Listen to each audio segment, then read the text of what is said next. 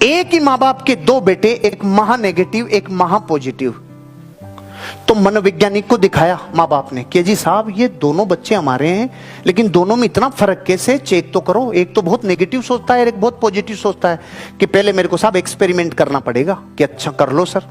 कि इन बच्चों को अपने को क्या करना होगा, इन दोनों का एक ही दिन बर्थडे आता है, इनको उस बर्थडे से एक रात पहले रात को अलग अलग कमरों में सुलाना है और गिफ्ट से कमरा भर देना है। तो दोनों बच्चों के कमरों को गिफ्ट से भर दिया। जो बच्चा बहुत नेगेटिव था उसके कमरों में बड़े बड़े अच्छे खिलौने, महंगे महंगे खिलौने। जो नेगेटिव था टॉप क्वालिटी के खिलौने, घोड़े हाथी ये सब खिलौने, हवाई जहाज हेलीकॉप्टर सब खिलौने महंगे महंगे। और जो पॉजिटिव लड़का था उसके कमरे में घोड़ों की लीद से भरे बक्से रख दिए, वो भी गिफ्ट थे, वो रख दिए। सुबह दोनों बच्चे उठे। दोनों बच्चे उठते ही नेगेटिव वाले जब बाहर आया तो रोता रोता आया, मेरे हवाई जहाज का पंखड़ा टूट गया, मेरे हेलीकॉप्टर की टांग टूट गई, मेरे घोड़े सही नहीं है, मेरे हाथ में। माँ बापों ने दांतों तले अंगुली दबा ली, साला इसको इतने महंगे खिलौने दिए तो ये रोता रोता बाहर आया है।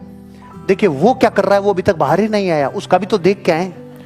वो दीवारों पे पेंटिंग कर रहा था। अरे लीद इतनी है तो मेरे घोड़े कितने होंगे बाहर, मेरे माँ बाप ने बाहर घोड़े भी खड़े किए होंगे। वो दीवारों पे पेंटिंग बना रहा था। और बड़ा होके वही बच्चा इस दुनिया में इतना बड़ा बापू बना जिसे लोग लक्ष्मी निवास मित्तल के नाम से जानते हैं।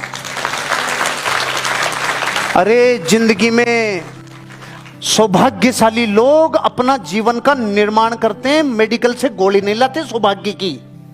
जीवन का निर्माण खुद करते हैं, अपने भाग्य का निर्माण कर सकते हैं। इसीलिए तो पूरे विश्व के पंडित जब रेखाओं को देखते हैं तो ये कहते हैं देख रेखा तो जो बता रही है अब तक वो है, लेकिन इन रेखाओं को अपने पुरुषार्थ से बदला जा सकता है, इनको अपने पीछे पीछे दौड़ाया जा सकता है, पुरुषार्थ से बढ़ाया जा सकता है।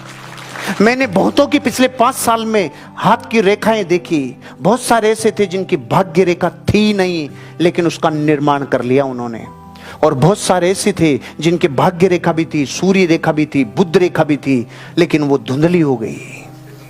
वो धुंधली हो गई क्योंकि उन्होंने सोच लिया अच्छा अपने तो सारी है, आराम कर ले आराम से। रेखाएं पुरुषार्थ को फॉलो करती है, रेखाएं पुरुषार्थ को फॉलो करती है। खुशकिस्मत लोग बदतर हालात में से भी बेहतर निकाल लेते हैं। अब आप खुशकिस्मत हो कि नहीं हो यह आपकी चॉइस है। हालात जैसे भी हो, आज जो आपके पास सिचुएशन है जो है, या तो उसको रो सकते हैं नया सामान कब आएगा, नया सामान कब आएगा, या तो रो ले, सामूहिक मातम मना ले। सामूहिक मातम समझते हो? अरे मर समझ पाट मत न चाटो तुम मन चाट, बैठ के बात करेंगे आजा। तो ठाले लोग निठल्ले लोग होते हैं ना, वो बैठ के बात करते हैं। मुझे 2012 में मेरी इंडस्ट्री की रक्षा के लिए 37 दिन जेल जाना पड़ा। मैंने एक दिन भी रोया नहीं, एक दिन भी नेगेटिव नहीं हुआ। मैंने 37 दिन आनंद लिया और मैं भुला नहीं सकता। उन 37 दिनों में मैंने जो 72 किताबें पढ़ी थी वो मेरे जीवन का निर्माण कर गई। वो 72 में आज तक नहीं पढ़ता पूरी, वहां जाया तो पढ़ लिया बैठा बैठा। मैं जिस दिन गया था उस दिन वहां पे संडे था और गायत्री परिवार के प्रवचन होते थे, गायत्री परिवार के प्रवचन होते थे। तो मैं जिस बैरक में था, आई एम वीआईपी, हम वीआईपी थे, बाहर अखबारों में फोटो वेटो सब तगड़ा काम था हमारा। तो वीआईपी में गए तो उस दिन तो लोग गए थे वहां पे प्रवचनों में। फिर अगले 3 संडे में वहां और रुका, फिर वो भाई कभी नहीं गए, अपने प्रवचन होते थे बैरक में, आनंद। और 37 दिन बाद जब हम आए और बाकायदा बाइज्जत बरी का ऑर्डर लिया, रो रहे थे सब। तू जा रहा है तो क्या साला यहीं बैठा रहूं तेरे को खुश करने के लिए? मैं आया था, प्रकृति ने नियति ने मुझे भेजा था, कुछ ना कुछ अच्छे के लिए भेजा होगा। और जीवन सच में कुछ ना कुछ अच्छे के लिए होता है। अगर वो 37 दिन में नहीं देखता, क्योंकि उस दिन मुझे याद था 3 दिन तो मैंने खाना नहीं खाया क्योंकि मेरे नियम अलग हैं। मैं जमीकन नहीं खाता, रात्रि भोजन नहीं करता, 3 दिन भूखा रहा। 30 दिन बाद मेरे भोजन की व्यवस्था हुई। तो जब मैं कौन से भोजन की व्यवस्था हुई? जो वहां मरीजों की दाल आती है ना, उसमें लहसुन प्याज नहीं होता। तो मेरा तो वही भोजन था। तो पहला घास लेते ही आंसू भी आ गए और हंसी भी आ गई। अरे रे, मेरी सुशीला इतनी अच्छी दाल बनाती थी, मैंने उसको इतने सालों से कभी कॉम्प्लीमेंट नहीं है। मैंने बोला ए नमक तो को नहीं, ए मिर्ची तो को नहीं मैं। लेकिन जब वो खा रहा था तब मेरे को याद आ रही थी मेरी वाइफ की दाल। अरे रे, ऐसी दाल को इग्नोर किया इसलिए ऐसी दाल खा बैठे तू। अब जिंदगी कुछ सिखाने के लिए यात्रा करती है, आपकी लाइफ जर्नी करती है। बदतर में से भी बेहतर निकाल के लाओ। वहां से मैं निकाल के लाया कि ऐसा व्यक्ति मिला मुझे जिसने मुझे बर्तनों में आरपी होती है बताया, जो कांसे के बर्तनों में आरपी होती है। एनर्जी का पता चला। मेरी जीवन में मुझे 8 बड़े बेनिफिट हुए। जो मैं वहां से 30 दिन जेल में नहीं जाता तो मुझे वो 8 बेनिफिट कभी नहीं होते। मेरी नेटवर्थ 1 करोड़ से 15 करोड़ बढ़ी, उसमें उसका कारण वो था जो मेरे जीवन की यात्रा थी। नेटवर्थ 15 गुना बढ़ गई पिछले 5 साल में। 15 गुना, 15 टाइम नेटवर्थ 5 साल में बढ़ जाए, कुछ तो है। बदतर हालात में से जो बेहतर निकाल ले, लोग उनको सौभाग्यशाली कहते हैं। और सौभाग्यशाली कहते हैं चला इसमें सौभाग्य क्या है, तू भी ऐसा हो जा, पानी तो सबके बरस रहा है, तेरा भी बर्तन लेके खड़ा हो जा, तुझे भी मिल जाएगा। नहीं, मैं बर्तन उल्टा रखूंगा। तो तू बिना पैरासूट खोले ही कूद जा, ऊपर जाके कूद जा, पैरासूट खोलना मत। फिर बोलना मेरा तो भाग्य साथ नहीं दिया। तेरा पैरासूट साथ नहीं दिया बेटे, तेरा भाग्य नहीं दिया। खुशकिस्मत लोग बदतर हालात में से बेहतर निकाल लेते हैं, हर परिस्थिति को स्वीकार करते हैं। कबूल कबूल है, हर परिस्थिति कबूल है, जैसे अब है कबूल है। वर्तमान के हालात देखो, अभी भारत के 130 करोड़ लोग क्या कह रहे हैं, साला कबूल है रे, उड़ा दो, हमारे ऊपर भी आएगा, बम फूट जाएंगे चाहे हम, लेकिन उड़ा दो। भारत का आदमी अचानक देशभक्त हो गया पिछले कई 15 दिनों से। आपको नहीं लग रहा? पूरे देश को जब पहली बार ये घटना हुई तो अपने देश को क्या डर लग रहा था, परमाणु बम नहीं गिरा दे यार, उसके पास बहुत सारे हैं यार। आपको नहीं लगता जब ये 2 दिन पहले घटना हुई और उसने वापस अपना एक F-16 भेजा और फिर वापस ये हुआ, आपको नहीं लगता कि जिंदगी में अंदर से एक देशभक्ति जज्बात पैदा कर रही है? अपने जीवन में जो बदतर में से बेहतर निकाल सके वो सौभाग्यशाली लोग हैं, हर परिस्थिति को स्वीकार करते हैं। देश के कितने लोगों ने इतने स्क्रीनशॉट देखे हैं मैंने इन पिछले 10 दिनों में।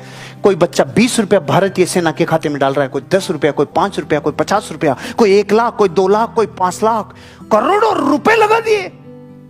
मैं भी पढ़ रहा था 5-7 दिन पहले कि देश में सोना कितना है। अपने देश में इस टाइम 22,000 टन सोना है, 22,000 टन,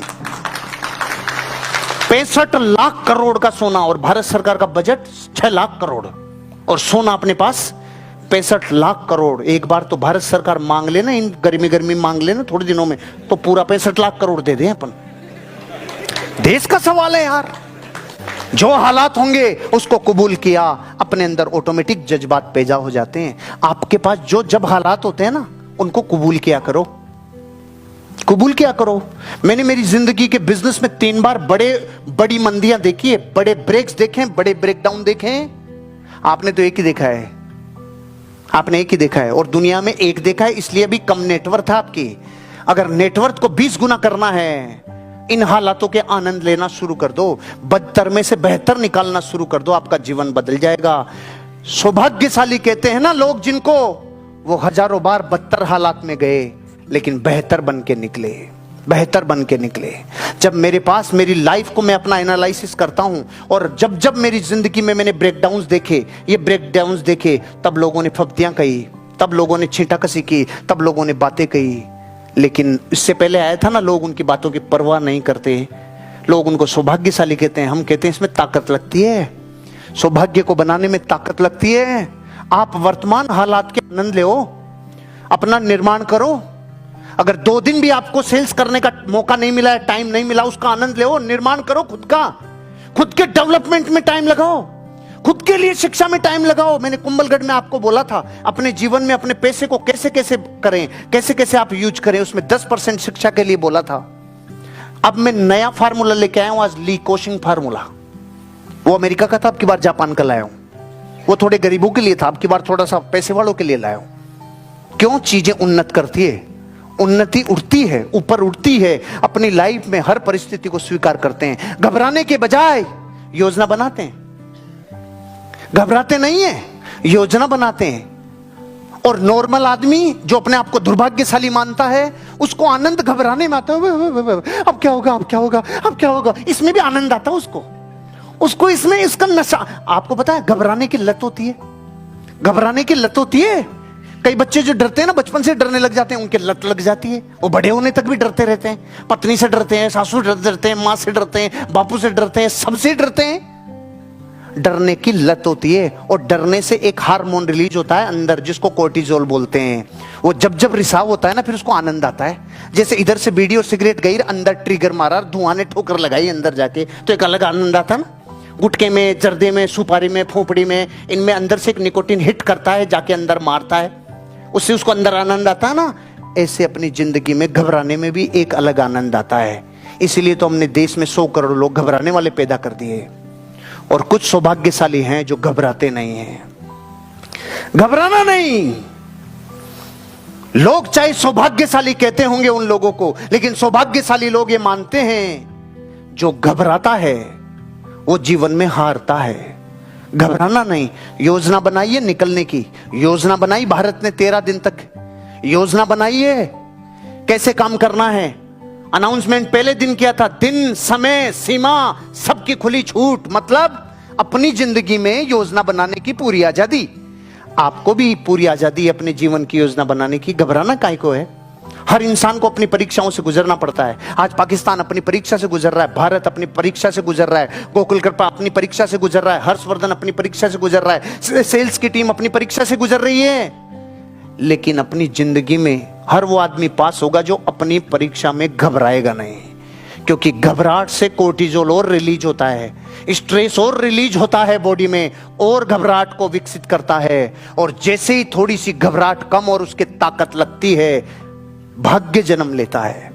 जब आवश्यक हो तो मदद की तलाश करते हैं। पूरा देश कह रहा था, ये मोदी सारे दिन घूमता रहता है, कभी इस देश जाता, कभी उस देश जाता, कभी इस देश जाता है, इतना भी कोई खर्चा करता है। जिन 84 देशों में जाके आया था, वो 84 देश कह रहे हैं अगर आपके इधर से तैयारी नहीं हुई तो हम आपके साथ मिसाइल छोड़ने के लिए तैयार हैं। ये वही देश है जहां यात्रा करके आया है। रिश्ते बनाने से बनते हैं, मदद के लिए पहले मदद देनी पड़ती है। इजराइल दुनिया में 30 नंबर की पावरफुल सेना, वो कह रहा है हम आपके साथ हैं, एक इशारा कर देना। ये कब हुआ? जब किसी ने अपनी जिंदगी में, अपनी लाइफ में मदद कभी ना कभी मिलेगी, इसलिए पहले जाके लोगों से रिश्ते बने और मदद हुई। आप और हम अपनी जिंदगी में ऐसे रिश्ते बनाओगे तो जिनको लोग तो सौभाग्यशाली कहेंगे, लेकिन आपको पता चलेगा रिश्ते प्राइस मांगते हैं। रिश्तों को मेंटेन करने में पैसा लगता है, समय लगता है, एनर्जी लगती है।